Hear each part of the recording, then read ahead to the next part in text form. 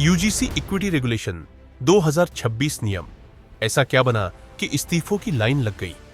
देश की higher education व्यवस्था इन दिनों उबाल पर है। कारण बना है यूजीसी का नया इक्विटी रेगुलेशन 2026, जिसने सियासत से लेकर सोशल मीडिया तक भूचाल ला दिया है।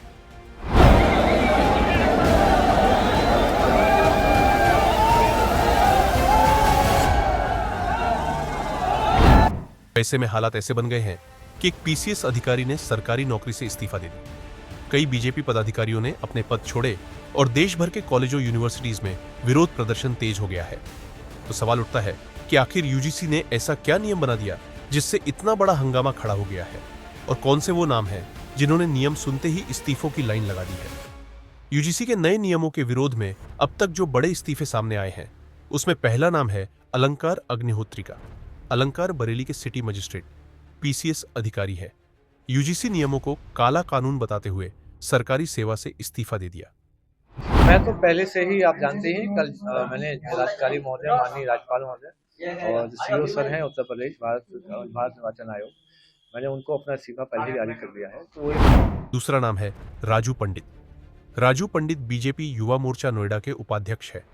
पार्टी पद से इन्होंने भी इस्तीफा दे दिया है। स्वयं मैं जब इस्तीफा दे रहा हूं, मेरा अपने समाज के सभी युवा साथियों से अपील है, अनुरोध है कि इस यूजीसी काले कानून के खिलाफ सामने आए, डटकर मुकाबला करें, लड़ें, क्योंकि ये जो काले कानून सरकार स्वर्ण समाज के खिलाफ लेकर आई है, इसमें हमारे बच्चों के भविष्य को गड्ढे में गिरने का काम किया है।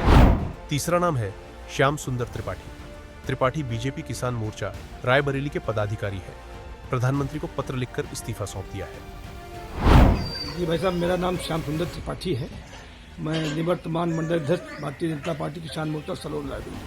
आपने भी इस्तीफा किस कारण से दिया आपने? अब आप दिशा ही देख रहे हैं, इस समय अपने पूरे भारत में ये यूजीसी का बिल जो है, अब ये इतना ज़्यादा फैल रहा है कि सवर्ण समाज इससे बहुत ज़्यादा व्यथित है।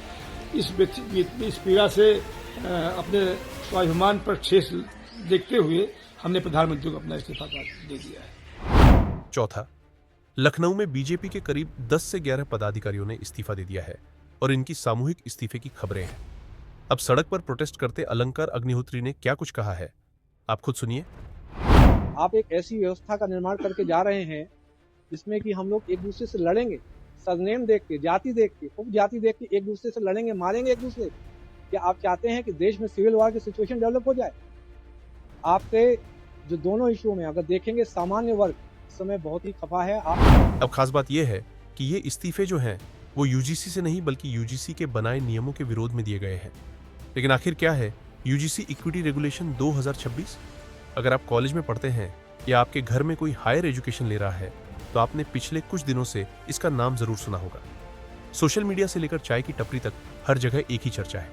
दरअसल यूनिवर्सिटी ग्रांट्स कमीशन यूजीसी ने 15 जनवरी 2026 से पूरे देश की यूनिवर्सिटीज और कॉलेजों में नए इक्विटी रेगुलेशंस लागू कर दिए हैं।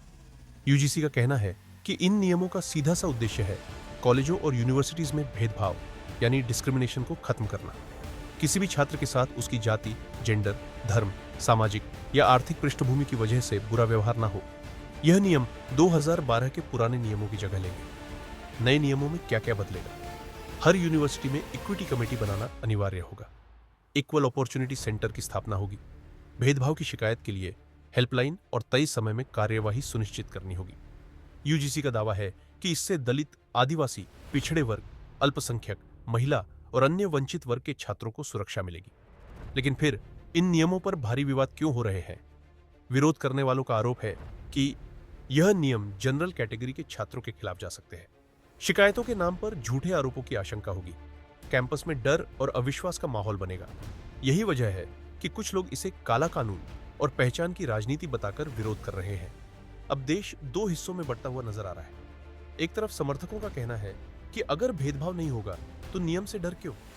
दूसरी तरफ विरोधियों का कहना है कि नियम के नाम पर टारगेटिंग का रास्ता खुल जाएगा। फिलहाल यह बहस अभी और तेज होने वाली है। आप इस मुद्दे पर क्या सोचते हैं? कमेंट कर जरूर बताएं।